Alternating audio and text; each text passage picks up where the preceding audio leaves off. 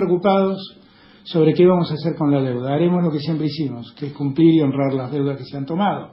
Pero no nos pidan que lo hagamos a costa de más deterioro de nuestra gente y postergando más a los argentinos, porque ya mucha postergación tienen los argentinos.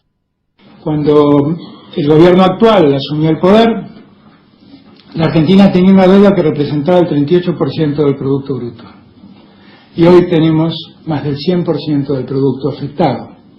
Eso es lo que han logrado hacer. Y de eso tenemos que volver a salir como salimos alguna vez. Buen día, amigos. Buen día, mi admirado Gustavo Campana. Buen día, Víctor Hugo. ¿Cómo va? Ahí está Alberto Fernández en su gira europea, particularmente España y Portugal, hablando de la deuda y de lo que esto está significando hoy, pero sobre todo lo que será para la Argentina. La deuda como dato de dependencia económica, la deuda como dato de dependencia política. Ahí está señalando cuál es la relación con el Producto Bruto Interno y una Argentina atada de pies y manos después de 3 años y medio del máximo proceso de endeudamiento que vivió la historia argentina. Lo que es el poder real, el poder brutal que se puede tener, porque ¿a quién se le hubiera ocurrido, no siendo parte del poder real, mediático y económico de la República Argentina, tomar deuda a 100 años? Esto es lo que se ha permitido el país de la mano de Caputo, que además puso a sus empresas a comprar esa deuda para asegurarse por 100 años, es decir, para sus hijos, nietos, chosnos, para todos, asegurarse el buen pasar de tener intereses a cobrar durante 100 años. Esto es tan inadmisible.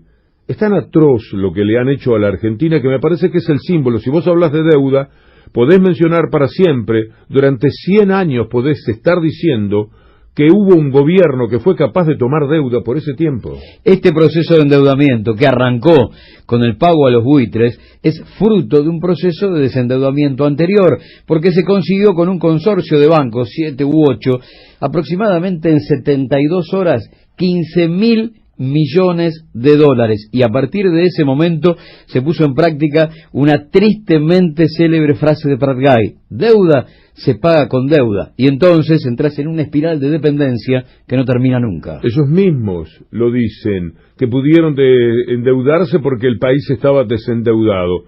Inmediatamente viene la pregunta, ¿y entonces dónde estaba la pobre herencia? Pobre herencia es esta, la que están dejando, un país desendeudado, es decir, un país sin nueva deuda, que había controlado plenamente las deudas que otros amantes del capitalismo salvaje como estos habían contraído, que se pasó 12 años nada más que pagando puntualmente los intereses, tirando abajo la deuda y echando al Fondo Monetario Internacional. ¿Vos sabés que decís estas cosas? Y a medida que las vas pronunciando te viene como un ramalazo de indignación, porque esa es la gente que la echaron, y justamente la echaron para poder vivir este mundo de deudas con el que ahora se han comprometido.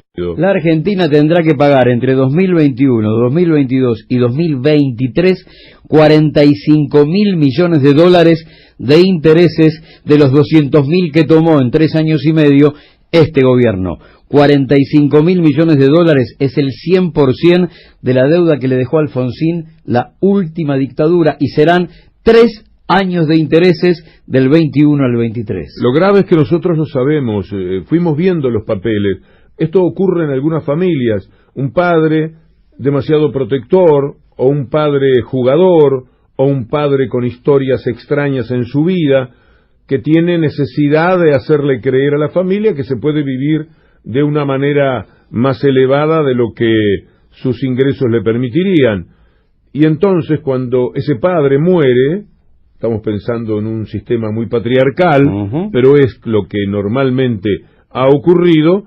Cuando ese padre muere, empiezan a abrir los cajones y se encuentran con que todo es deuda, con que ese padre que presuntamente te dejaba una casa y te dejaba un auto y te dejaba esto y te dejaba lo otro, lo único que te ha dejado son deudas y vos tenés que ir a pagarlas. Pero aquí lo hicieron, y eso es el poder, y sobre esto tenemos que reflexionar siempre.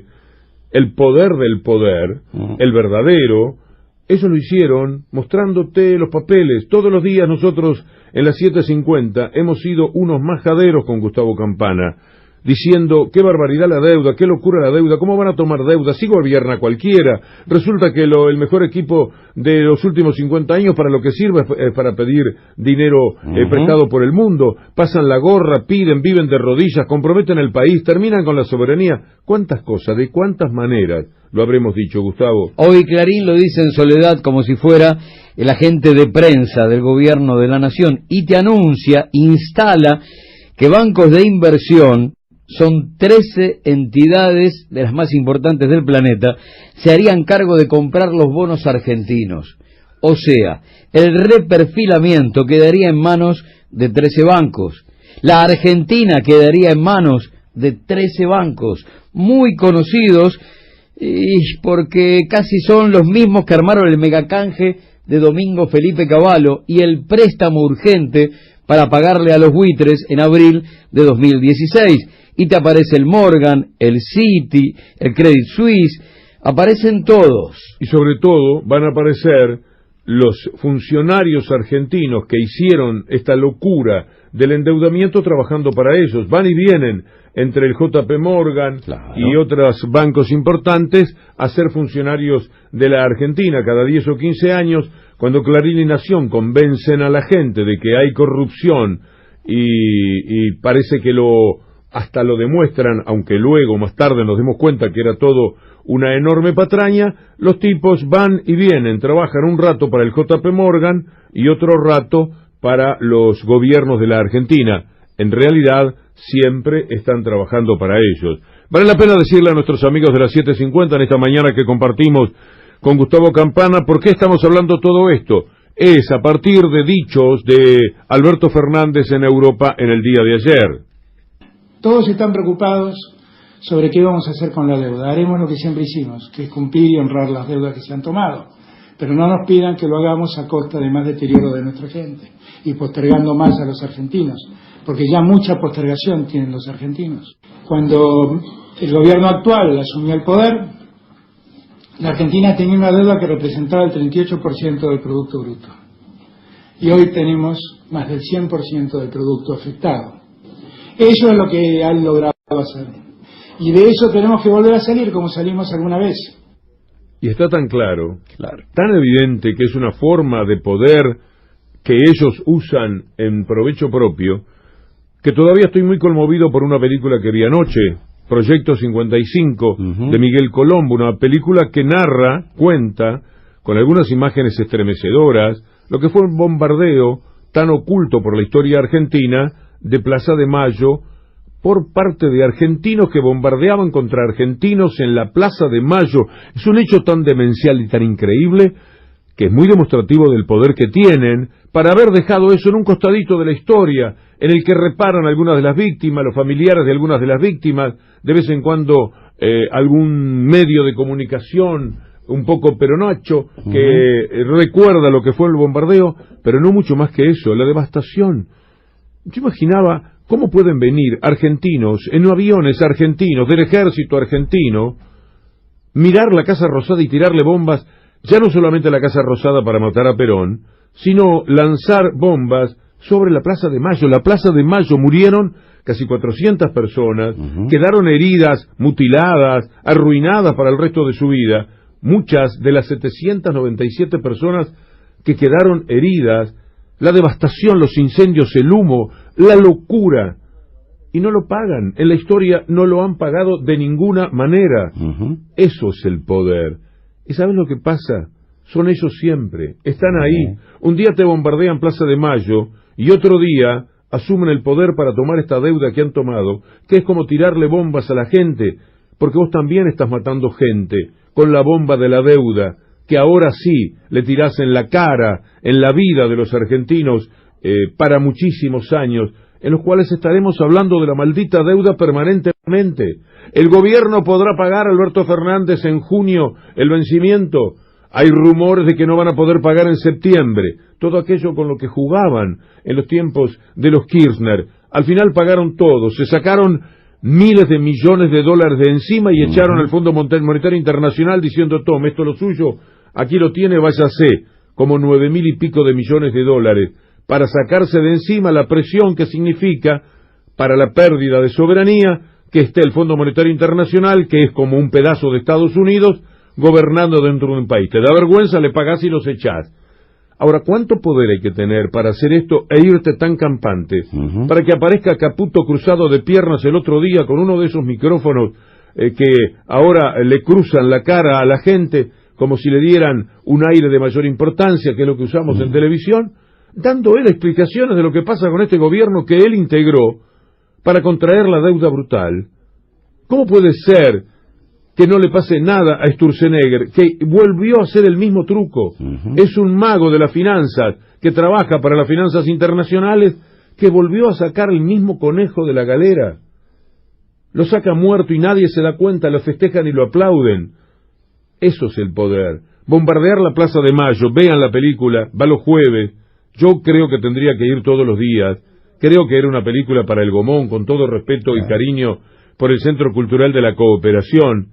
Es una película que tienen que ver muchos argentinos, es una película que tiene que recorrer el país, porque, insisto, es un hecho no demasiado conocido, pero es una reflexión al mismo tiempo esa película, con respecto a por qué lo hacen, cómo argentinos pudieron matar a cientos de argentinos tirando bombas sobre la Plaza de Mayo, y es un tema del que casi no se habla en este país, del que yo fui conociendo un poco más en profundidad, por afuera de la superficialidad con la que me había informado del hecho, gracias a mi compañero Gustavo Campana. Y ahora que vi la película era como estar charlando con Gustavo sobre lo que es ese episodio. Eso es el poder. Este es el poder que nos tiran en la cara. Y contra ese poder, de la única manera que se puede pelear es con el voto. La Argentina ha ganado una batalla muy importante en agosto. Reflexionemos cómo la ganó. Por el hambre que trajeron. Si no hubiera tanta hambre, si no hubiera tanta postergación de los sueños, no hubiera ocurrido. Las PASO son una consecuencia del hambre y de la postergación de todo lo que los argentinos necesitan. Por eso se le puede ganar a Clarín y Nación, que siguen con las mismas mentiras. Alguno ingenuo podrá decir, bueno, los diarios siguen jugando con la misma miserabilidad de antes y sin embargo van a perder las elecciones, que es lo más probable. Sí, pero fue necesario todo el hambre que hay, todo el vacío que hay en el estómago de millones de pibes. Es necesario que hayan caído 4 millones de personas en la pobreza. Así no vale. Si tenés que ganarles con el hambre y con el padecimiento de la gente, a la mafia de Clarín, Nación y los sectores concentrados económicos, así no vale. Ha quedado absolutamente demostrado que la prensa hegemónica, un tipo que mantiene desde hace aproximadamente 25 años el 95% de los medios de comunicación en la República Argentina en su bolsillo, pueden demonizar lo bueno, lo óptimo, un enorme proyecto de vida. Lo pueden hacer. Lo que no pueden hacer frente a una crueldad extrema es angelizar al demonio. Tienen un límite y es ese. Es el choque que tenés contra tu pobreza y la derechización de los sueños en algún momento te pasa factura. Pero no pueden angelizar al demonio. Quedó absolutamente demostrado. Cuando uno dice las palabras pesada herencia, sí, ¿en qué piensa? Es decir, ¿cómo se configura una pesada herencia? ¿Qué es la deuda de Macri? ¿Cuánto la aumentó? La pesada herencia de Macri, digamos, es muy abarcativa. Lo primero que uno puede pensar es la gigante deuda pública, principalmente externa, que va a dejar Mauricio Macri en 2019, pero también es muy importante la concentración de poder que hizo en algunos sectores particulares.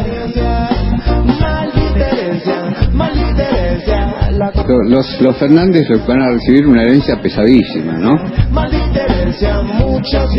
Eso es una obviedad, que el tema de la deuda es una carga que va a haber que refinanciar la deuda. De los 4 años de gobierno de Macri, 3 van a ser con recesiones fuertes. Estamos hablando de una caída del PBI, o sea, de la cantidad de productos y servicios que genera la economía, de casi 5%. Pero es evidente que la herencia del macrismo queda. Quienes han sacado crédito SUA, y esta estafa repercute inmediatamente en montones de cosas de la vida cotidiana de la gente. Cada vez que Argentina firma un acuerdo con el Fondo Monetario en los últimos 50 años, el efecto inmediato es recesión e inflación. El ministro que firmó sabía perfectamente lo que venía.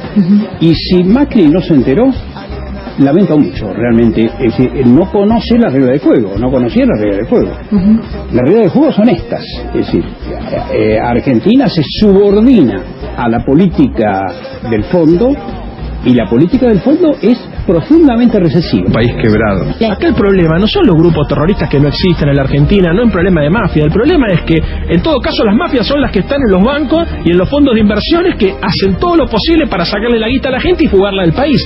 Un gobierno que está constituido por CEOs que se la pasaron toda la vida fugando sus propios ahorros al exterior y que tienen toda su fortuna en paraísos fiscales, es obvio que iba a terminar de esta manera.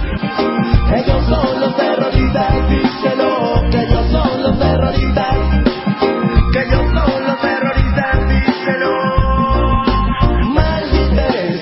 Maldicencia, alienación e indiferencia. ¿Y cómo lo han hecho? ¿Cómo han concentrado este poder brutal? Bueno, construyendo una mentira tras otra, una ficción tras otra, o, por el contrario, mostrando una realidad que no importa.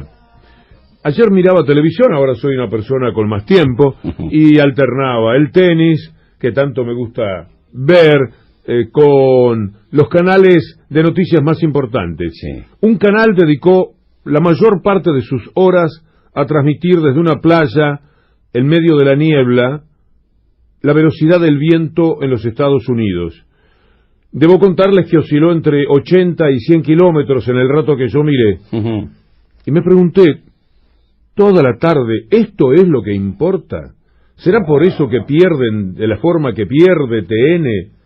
¿Porque no pueden hablar de la realidad? Claro. ¿Porque tienen que escamotearla? ¿Tienen que escaparse a Miami para filmar en sus costas algo que sí es importante, pero que no tiene ninguna relevancia frente a todo lo que pasa en la Argentina? Sin duda. Esto es lo que hace el canal que fuera el canal más visto de televisión en la televisión por cable, hasta que lo destronó C5N. Y después pasé por otro canal.